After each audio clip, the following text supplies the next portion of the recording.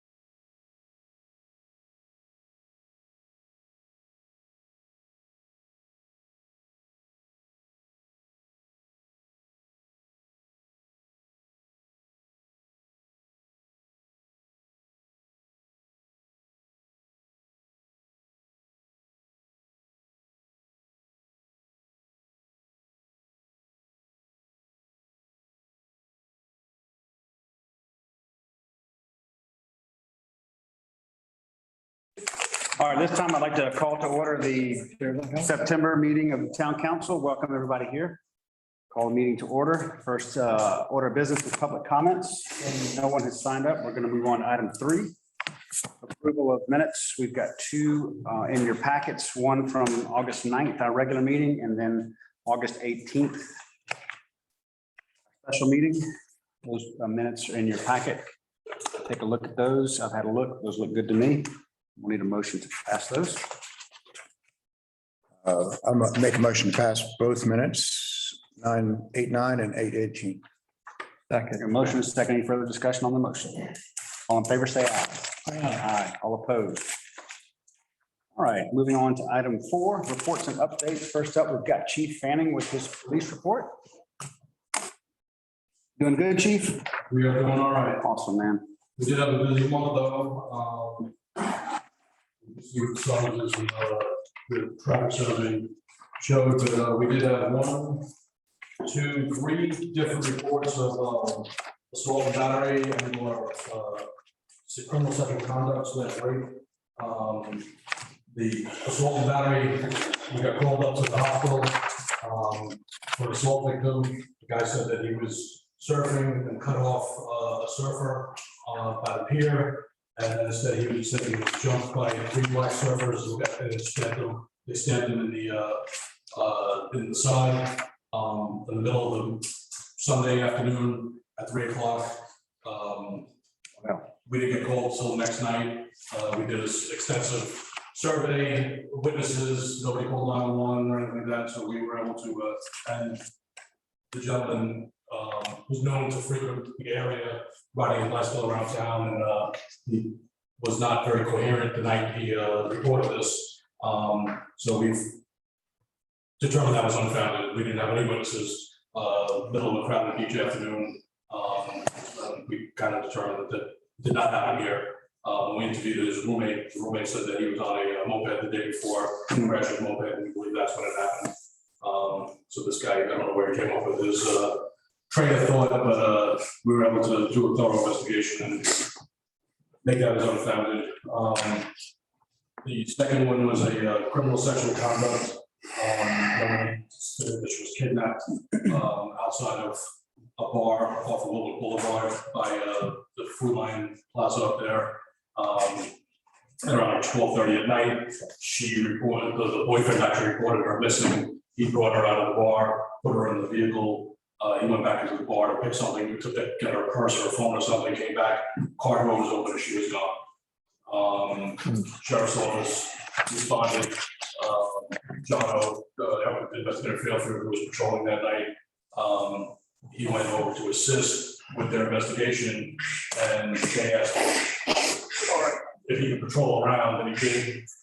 About an hour later, she returned to the parking lot back there, and the sheriff's office saw her, picked her up, and tried to figure out what the story was. She stated that she was picked up in a car by some guy who brought her to the south end parking lot, took her down to the beach, possibly raped her. She wasn't really coherent either. There was alcohol, possibly drugs involved. It turns out, so John came back here and reviewed our cameras down at the south end lot, saw the vehicle pull in there, saw the 2 of them walk out of the car, go out to the beach, come back to the car, come back to the parking lot. Did not seem to be any distress really. There were some words exchanged. She walked out of the parking lot. He got his car and drove down, picked her up down on Spring Avenue at some point, and then dropped her off at the parking lot again. The car was not picked up by the license plate cameras, but John had actually given the vehicle a ticket for parking down at the south end lot at around that time. So we were able to identify the car, the individual. We re-interviewed her when she was more coherent and she couldn't express whether or not there was actually an assault or any sexual contact at that point. She said there might have been, don't know. She refused to go to the hospital that night and get any evidence kits done or any blood work done. We interviewed the possible suspect, and he said that everything that had happened was consensual and that there wasn't any real sexual contact. They were just down there kissing and hanging out and talking and stuff. So boyfriend, we had to re-interview him, and it just, the whole thing didn't make sense, so we, are making that unfounded because we believe that was a consensual, interaction also. Just one of those crazy instances. The assault on the 26th was an actual assault, but the complainant didn't want to make any arrests. We took a information report. We had tunnel walkers. They were filling in holes down the beach and knocking down a sandcastle when a resident of a house came out screaming and hollering that there's kids making sandcastle. Why are you tearing it down? The people with the waves and everything, the tunnel walkers didn't hear this guy, and he came up and actually shoved one of them down to the sand to prevent them from filling in and breaking up the sandcastle. So there was no real serious injury. He complained a little bit of a neck stiffening, but we went and spoke with the resident down there at 742 Springs, and he was very apologetic afterwards. He said he let his temper get the better of him, and he didn't understand why they were not stopping when he was yelling at them. And I explained to him it would have been a terrible way to end his vacation going down to the detention center over our sandcastle. We did have 4 incidents that resulted in arrests. On August 9th, there was a larceny of a trailer hitch down in the South End parking lot, and the fellow and his family came off the beach, and the guy saw a trailer hitch that was an expensive trailer hitch that he wanted, and he helped himself to it. It happened to be right underneath one of the cameras, so we were able to make an arrest within a couple within a day. Then we had a stolen golf cart. The officer patrolling at night spotted a golf cart driving around about 10 to 2 in the morning, stopped it, and some renter down on Springs Avenue saw that one of his neighbors had left the key in the golf cart and took it for a joyride around on the island. So he was arrested for stealing the golf cart. We had a motor vehicle hit and run with an intoxicated driver at Hazard Street Beach Access. A woman pulled into the beach access and struck the car next to it. Locked bumpers. As she was trying to move it out, and ripped the bumper off the car. The renters next door witnessed the whole thing and called 911. We got down there, and the woman had left and came back and pulled into the parking lots, about 3 parking spots down, like nothing happened. We went down to the beach and we arrested the driver. A license plate, the same day we had a license plate alert. Then we stopped the fellow when he was wanted on a couple of warrants down in Georgetown County. And then I had spotted some people down in the South End Creek harvesting oysters, and we had called DNR. DNR came out. We conducted an investigation and determined that they were illegal harvesting, and they were taking the shellfish to a restaurant in Hartsville, Chinese restaurant in Hartsville. So, Wow. So it was a month. You sure have. Yeah. One of the longer updates we've ever had. There's a lot going on. Yeah. Summertime. Any questions? I have one. I had a couple different people say something to me about golf cart traffic on the island. Of their opinion, of course, I don't know how in the world any of this could be enforced, but it was of their opinion, since most of the island is double yellow stripe, so you not supposed to pass and so forth, that they would like to see when there's traffic building up behind a golf cart, that the golf cart would pull off maybe a little bit to the side so the vehicular traffic of cars, automobile, whatever, truck could go by without, a big issue about that. Chief, I don't know if that's feasible, if that's enforceable or anything like that. DOT states the golf cart has as much, Right, it's a- liability and responsibility as a regular car. Yeah. But they also have the same rights to be in the lane of traffic. Yeah. Common courtesy you would expect a golf cart to pull over if they're holding up traffic behind it, but there's no way for us to enforce that. Yeah, I didn't think so. And, and legally, you technically can't pass on a double yellow line, but obviously, sometimes you have to do it because if if you're in a safe spot, you just be careful and try to work your way around it. Yeah. We Thank you. discussed that some last month too, and it's a matter of common courtesy, really. The golf cart, some golf carts can't go faster than 10 or 15 miles an hour, so.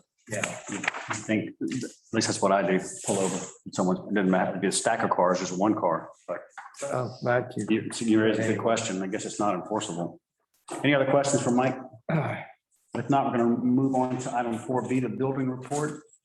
That copy that's in your packet. There's a few items on there. Anything special of note there? Not nearly as exciting as the fish report. Questions? Any questions for Ryan on the building report? If not, item 4C, the financial report is in your packet.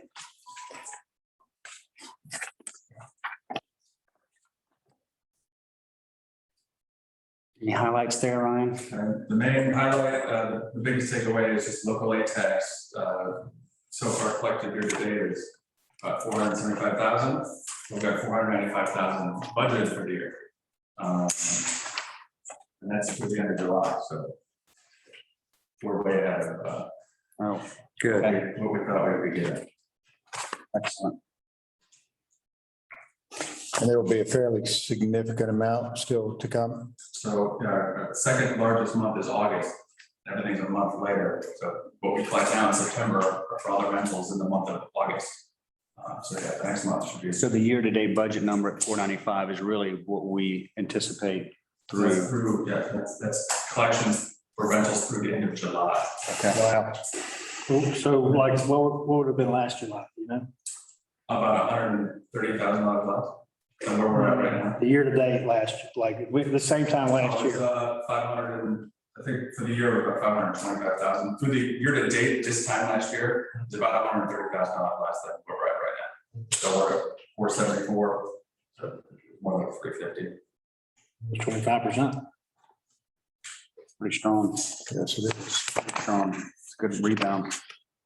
The state aid tax numbers, those look off. Is It's that- a little bit ahead of what it was last year, but definitely not the same.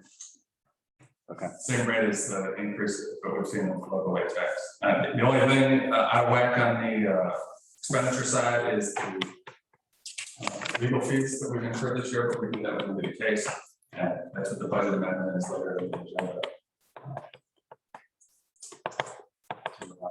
So we have an agenda item later to amend the operating budget. We can speak to that later, but other than that, in the financial report, are there any other further questions about the financial report? I think one thing would be helpful for me, like on the next report, so if you have, general fund, you got the balances of the beach fund, if you just put like what those balances were last year this time. So you kind of see the trend. Okay. Good suggestion. Any other comments or suggestions, questions? Hearing none, let's move on to item 5A. Under normal business, we have appointments to boards, commissions, and committees. We need to appoint a member to the Planning Commission for a term expiring February 18th, 2023. The new appointee will fill the unexpired term of Ken Leach. You guys have any names? I have one. If you don't, serve it up either way. Mark Hahn is, he lives on Atlantic Avenue. He is a senior partner at Ernst & Young. He's owned a house on Pawleys Island since 2007.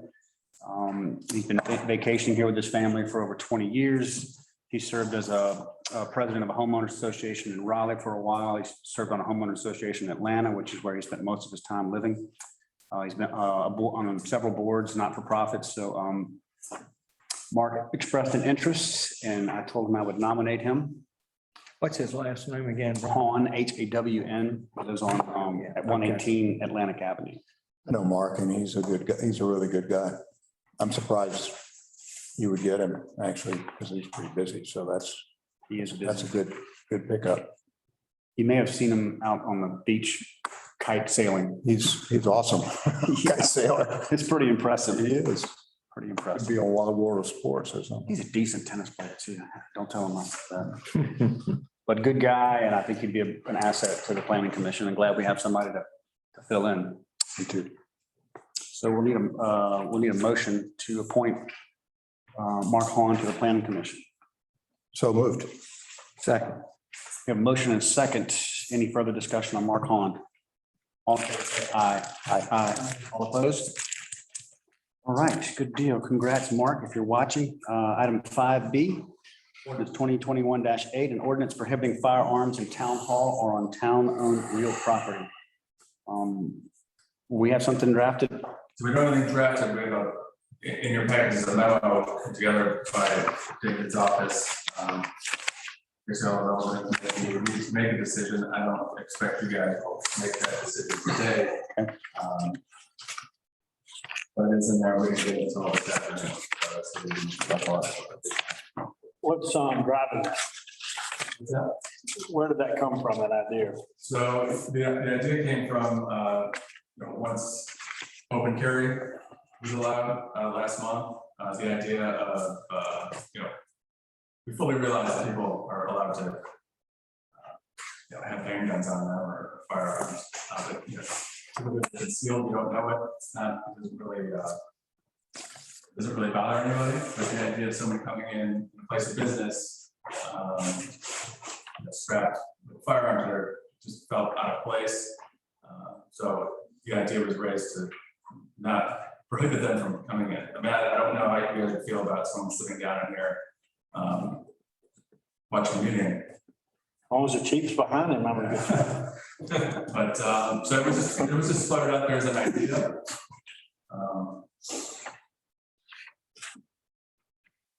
So that would exclude from coming to a meeting or just? Just the building, so Just because it was a government building, we discussed that all the other government buildings in the county are concealed weapons not permitted, so we just thought we would go along with that just for everybody's safety. That's already the state statute anyway. When you can put up a sign, any public building, uncooked, firearms not allowed, or whatever, that's specific language you can put, not only on this property, but any individual property owner who doesn't want concealed carry on the property can also put this. So that's already on the books in the state.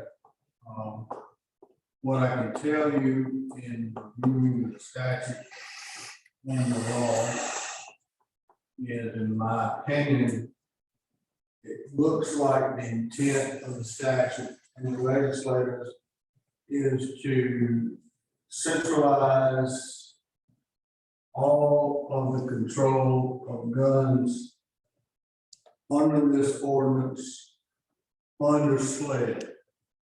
Period. Okay, so if we go in and try to change that or mess up their formula or whatever, I can promise you we're gonna get sued, and I can promise you we're gonna lose. Okay, because it's just like that helmet law in Myrtle Beach. State street's supposed to hold up.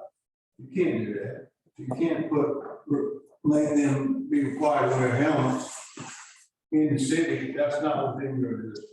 So that was about, what, 10 years ago, Rocky, something like that? Mhm.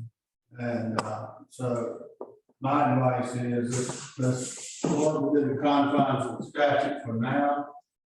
And, there are provisions for fairs, golf cart races or whatever, where you can get an exemption requiring no guns to be carried for those things. That's in the statute. So there are some provisions to protect for large groups that might show up. My advice is let's let that play out. Let me get, I'll get you a specific statute in that says what you can and can't do. And, Well, we've got all of it here. I don't know if you guys want to look at it in executive session or just talk about it now. I recommend that we read this and address it in the next meeting. okay. Yeah, I would agree with that. Agree with that. So David, just a quick question. Are you saying that we have within our ability to restrict firearms, say, for example, into an event that's taking place in our park? So what? An event that is taking place in our park, town park? Absolutely. There's a process in the state law that allows for an application to, if there's a large group that's coming or something like that, you just apply for the right to permission to prohibit firearms. I got you. Okay, thanks. Essentially, the town cannot, I'm not always saying, oh, that statute, not that case, when there's already a state law that mandates specific laws, as carrying a weapon goes, the municipality cannot go and make those laws stricter. And in the helmet case, it's talking about, South Carolina already has a law that anyone 21, at the age of 21 and younger, is required to wear a helmet and safety goggles. And the town of Myrtle Beach tried to pass a local ordinance that stated all persons, no matter their age, had to wear on a motorcycle a helmet and safety goggles. And they said that was not allowed under state law because they're taking a state law that's already in place, designed for a specific purpose, and trying to make it even stricter. So he's basically saying that would be the same thing, town of Pawleys Island try to do that, take the gun law that's already in place by the state of South Carolina and make it stricter, specific to the town. Now, as far as local businesses go and event-specific purposes, that's not the town enacting a law. That would be a completely different process. Okay. Got it. Guys have any other questions about this? We've got more to digest and we can take a read of what the opinion you submitted here and look at the ordinance and get a better feel for that in our October meeting. That suit everybody? Yeah. Suit? Sure. All right, let's move on then to item 5C. An ordinance 2021-09, an ordinance amending the 2021 operating budget. And I'll let Ryan take us through what some of those are. So there's just one line item, like I mentioned earlier, it's the appropriation for legal, which when we crafted the budget about 10 months ago, we didn't know, we knew that we would have increased the legal costs in 2021, but we didn't know how much, so we decided just to leave it what it typically would be in any given year, and just to let it play out and then amend the budget later in the year. So that's where we're at now. So we have $14,000 in the budget. And if you look at the second page, I've got what we have paid thus far through August. It's about $55,000. So $100,000 would be a good round number to get us to the year. So add $100,000 to the existing $14,000 for a total of $114,000. Okay. Because we have to account for all the bills that we will get the last 4 months here.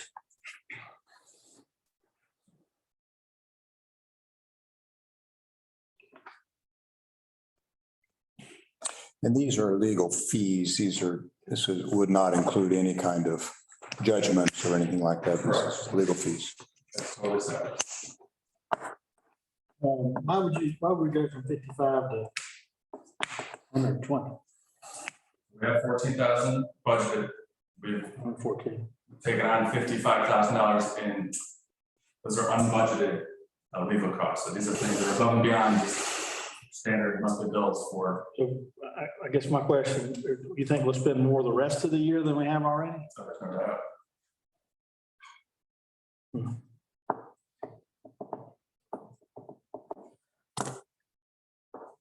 So with the easement condemnation lawsuit, that was about $44,000 through August. Mhm. That is not over yet, or will it probably be resolved before the end of the year. So we're still looking at attorneys invoices for 4 more months. And another $50,000 is what I put on top of the 55 we've already incurred. I mean, it's an estimate. Yeah, that's all you can do. Nobody knows how much. That's all you can do. That's all you can do. So what did it go from and to? Went 14 to 100? 14 to 114. $114. $100 in addition. 45 or 55 of that has already been. We can adjust the budget accordingly, and if we come in under that, great. If we come in over, we'll have to adjust it again. Correct. Well, one thing I'd ask, how do we, I understand things come up, how do we under budget times 10? Say that again? Budgeted 10,000, it comes in 100,000, we under budgeted as a factor of 10. And that's a really, that's not an underestimate, that's a roach on this. Yeah, I don't know if we could have anticipated the degree to which we're going to incur legal challenges. I I mean, this was addressed during budget time. I mean, we knew that we had 2 ongoing lawsuits And instead of guessing as to how much it was gonna be, we said people just keep it as what it would normally be, and then we'll let the year go on, and then once we have a good idea. What's it been in years past? Like what magnitude has it been? It typically sits around $15,000 a year. That's when we're not getting sued. What was it last year? It was, I have to go back and look, but I think it was like in the 70s. But it's because we had lawsuits. What's your point? We should have. My point is we probably should have, we knew we had. Also, we should have probably at least done the number we had last year. Done the one Next year, for sure. Lesson learned, agreed. So we need a motion, You need a motion. Yes, sir. make a motion to adjust the budget in accordance with Ryan's recommendation. Need a second. A second. I have a motion, a second to increase the legal fee budget from 14,000 to 114,000. We have a second. Any other discussion on that? All in favor, say aye. Aye, all opposed. All right, item 5D, resolution 2021-03, a resolution designating an authorized representative and contact person for purposes of the American Rescue Plan Act of 2021. So this is just a formality. This is the American Rescue Plan. This is the act. This is the money that everyone talks about local governments getting. So the town will get $53,000, but part of the whole deal, there's a lot of things that have to take place. This is just one of the formalities. Council has to name someone as a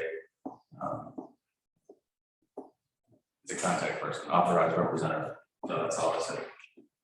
Is this similar to the PPP like businesses would do? Like you file for it, you get it, and they forgive the loan? Is it sort of like that, or is No, it? This isn't a loan, this is grant money. This is grant money. So it's got to be spent on certain allowed Use. activities that we could use it on.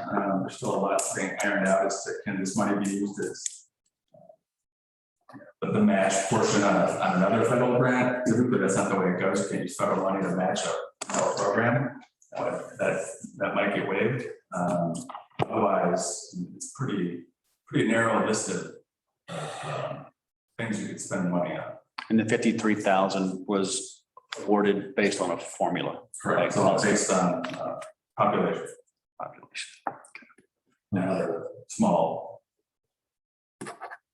Population defined as voters, voting roll. Well, based on the census. So if you look at, I don't know exactly what number they have for us, but it was based on mostly population. So that's our jurisdiction, that town of Pawleys. Our municipality gets 53,000 based on population, but think about the use that the town provides. Beachgoers, vacationers, county residents. That seems, I mean, I understand, I'm not challenging you. I'm just saying it seems like on another level of thought, there would be more consideration given to the number of people here during the season, you know? There's determined by the federal government, so they got to do it nationwide. There's thousands of municipalities and counties, so. Seems hard line as far as that goes. I'm just raising that as a, Any idea what Georgetown County is getting? Number is? I think it's like 3 million or something like No, that. I think they get a lot more than that. Bet you they are too. we may need to sort of How much they get? 12 million. 12 million for Georgetown County. And we're quite a I think resource. it's 3 million they're putting towards the police department, for the sheriff's. You get it in a tranche, Right. right, that comes. Got it. Well, we may need to raise a hand. At least Some of that explore, money. at least explore it, yeah. Yeah. Okay. Agreed. All right, any questions for Ryan about that resolution? We need to vote on that, don't we? Need a motion to pass that resolution. I'll make a motion. Second. We have a motion, a second. Any further discussion on the motion to pass resolution 2021-03? All in favor, say aye.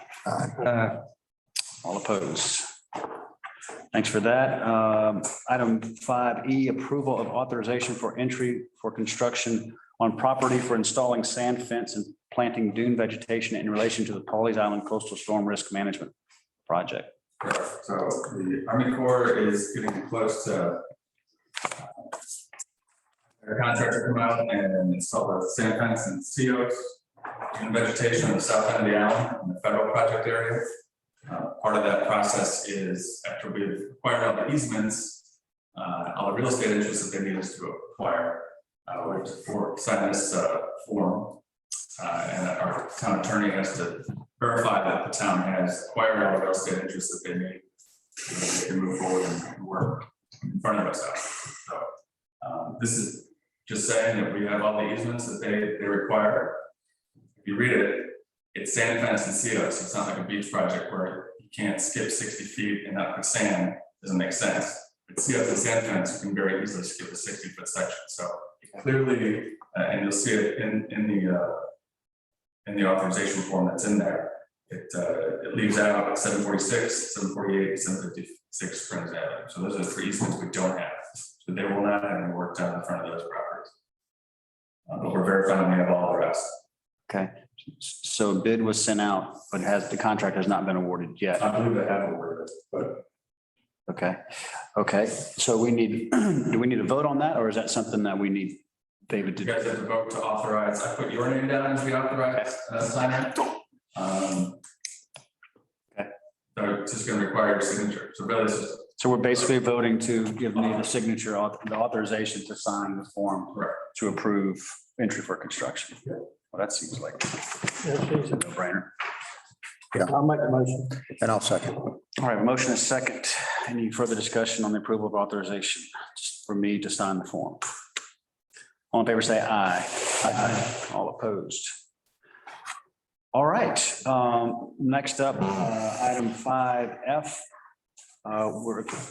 Rocky's going to provide a update on the storm drain pilot program that we're working on.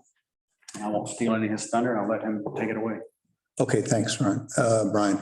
If you don't mind, Brian, I'll spend just 2 seconds giving a little bit of background for people that might be online or even here that haven't been following this and don't kind of know how we got where we are. Definitely. Thank you. So was it last year that we did the property survey? Time moves so daggone quickly.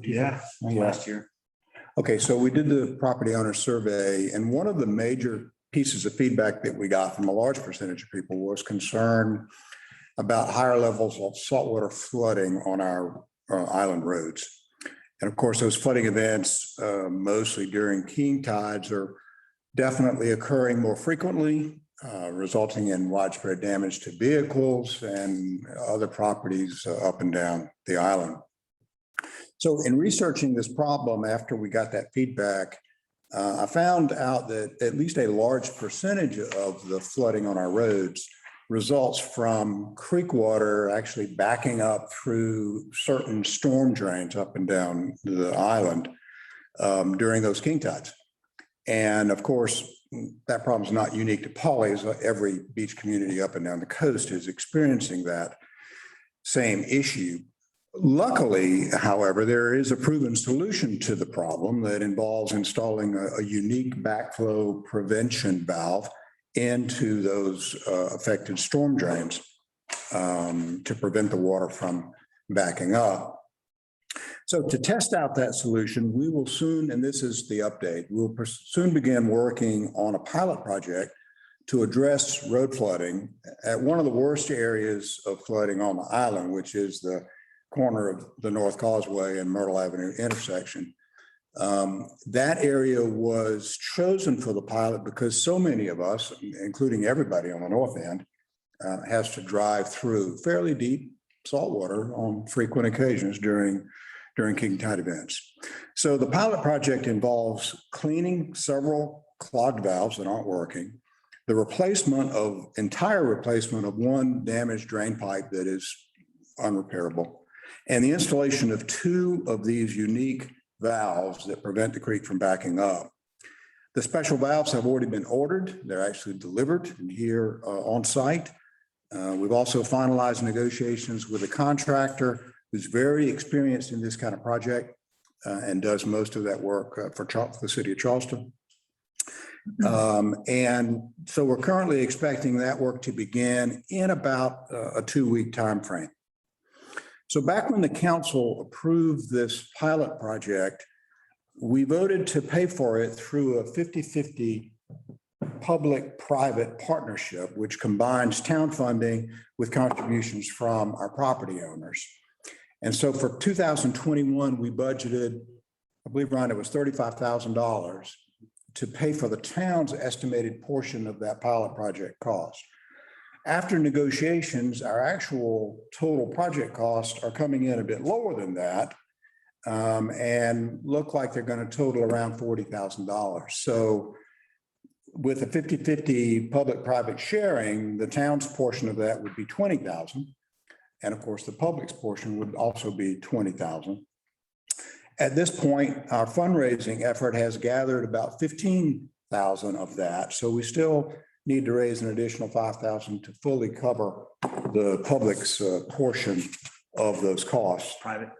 The private portion of those costs.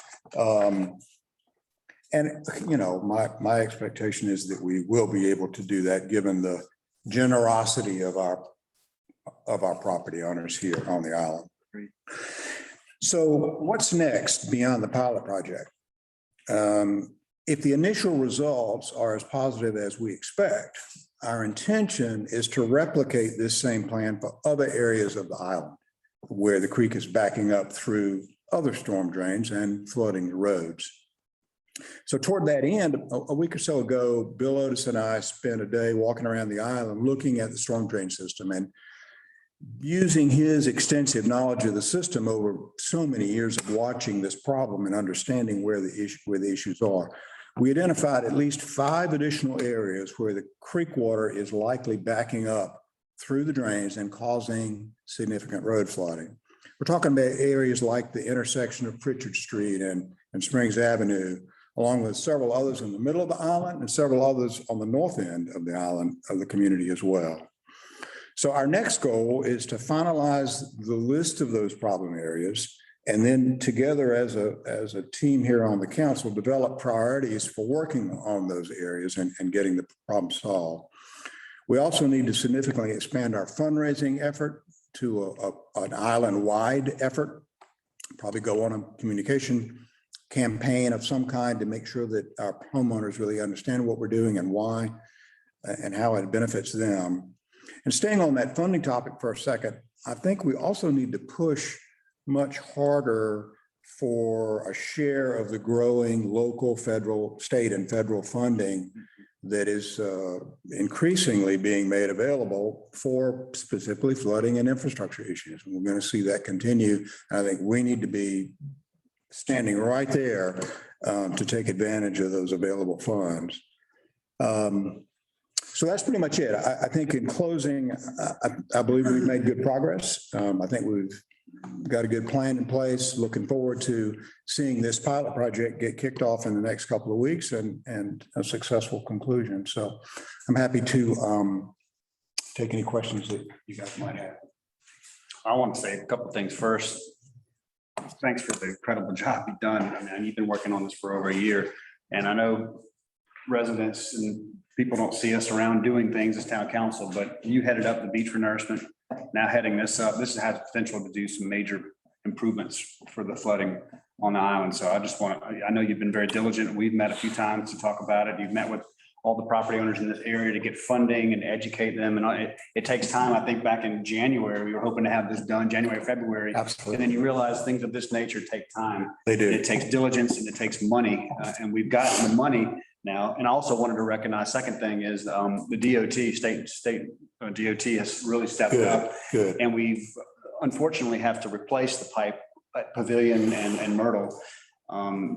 Just because of the nature of it, it's kind of corroded and falling apart in there. So we're going to tear up the road, put in a new pipe, put in the backflow preventer, and then repave the road. And the DOT has stepped up. They're not paying for all of it, but they provided the pipe, a lot of the fill material, et cetera. So that's helped us. Paving. And the repaving on top. So that's saved the town some money to get us back to where we can make it happen. And the third thing. It's been very impressive. Yeah. And the last thing I was going to say is, obviously, when the creek tops the banks, there's not much we can do about that. And we all know that happens during king tides. But this effort to have no more backflow king tide's coming up through the pipes and flooding the road well before the banks are topped by the tide is going to seriously mitigate a lot of the flooding. We're still going to have flooding, but this is going to help it in a big way, I think. So I think so too. this is an important project. It was part of the 4 strategic items that we identified, and I'm going to talk about that next, but awesome. What other questions? Do you have any questions or thoughts about it? Ron, how about the county's stormwater thing? Did we ever heard from anybody in the county to offering assistance? I was trying to get that. I reached out to ask if we were included in their watershed master plan, and we are not. And I forwarded to all of council what their response was. Basically, they took the position that we're not attached to the county in the sense of watershed. What happens there does not have any influence over here, and vice versa. So that's why it was not included. And Were we given a chance to be included? they never brought up to us. And then I asked, is it possible that we could, they've already hired engineers, they're already studying it, what harm would come from them just expanding their scope and just including us. And the response I got was that it's already been bid out, the scope has already been defined. And to contact their engineering firm directly and have our own deal, right? That's what counsel I was given. Right. Well, just a little update on that.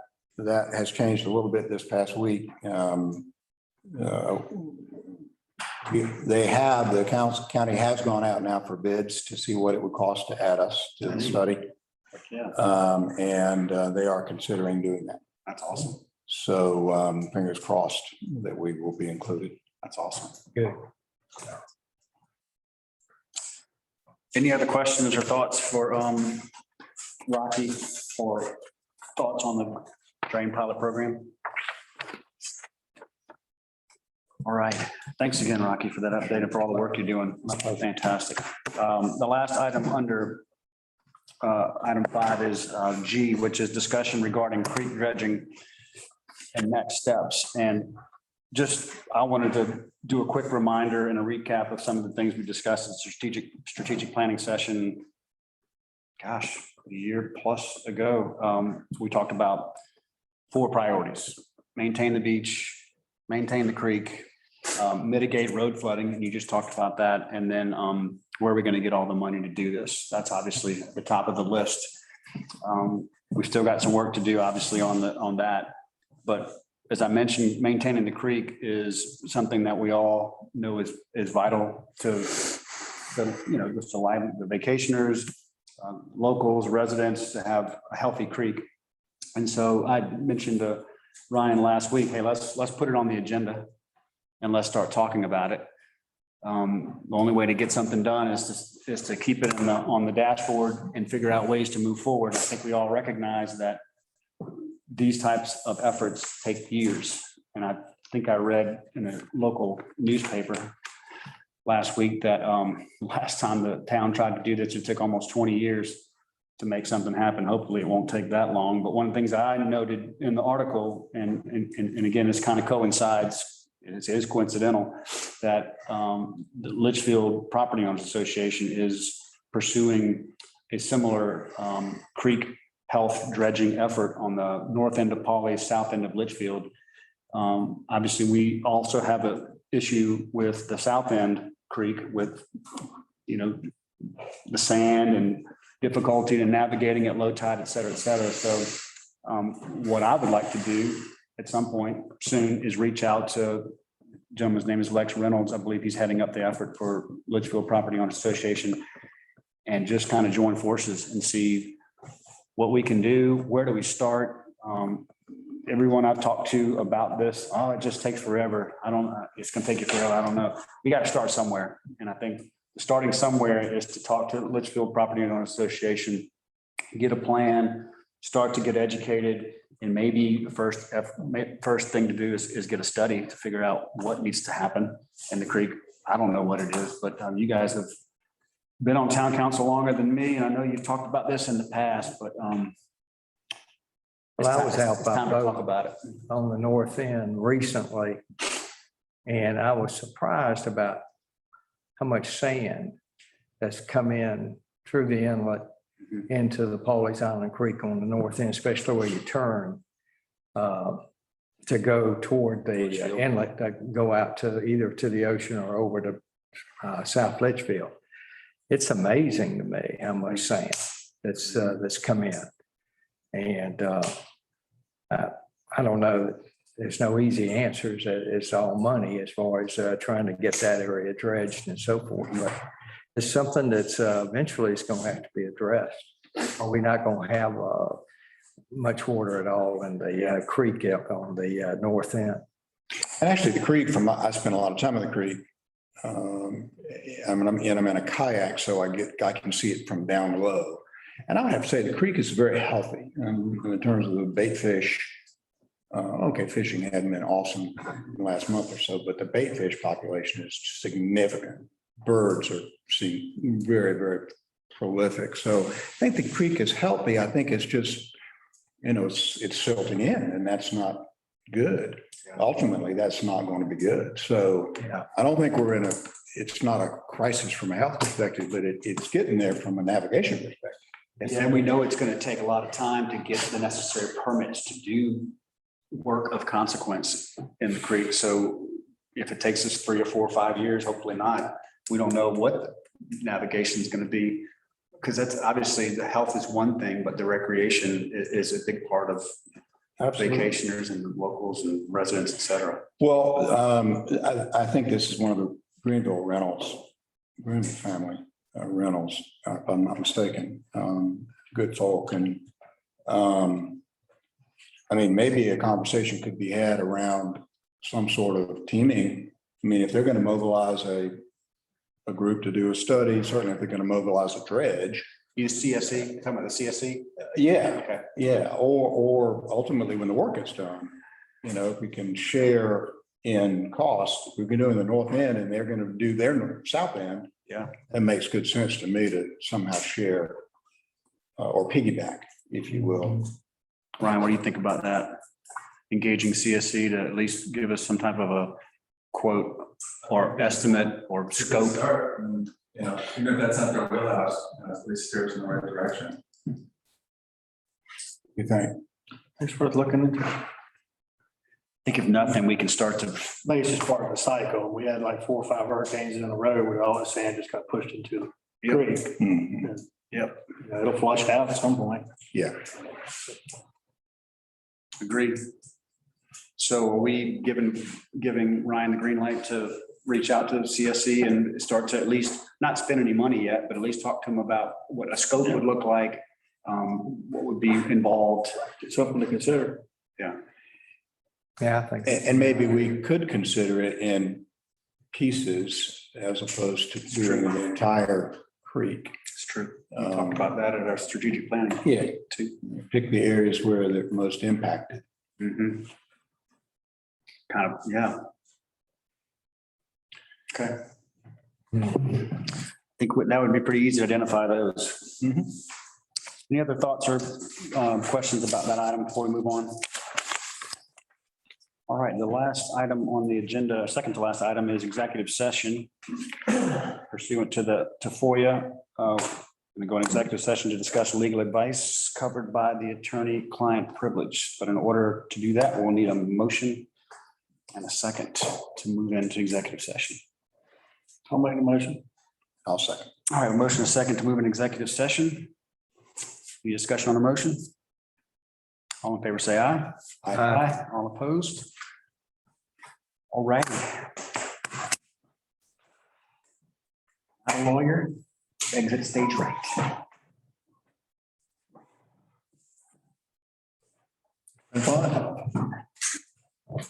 See the other side. Yes, sir. You will.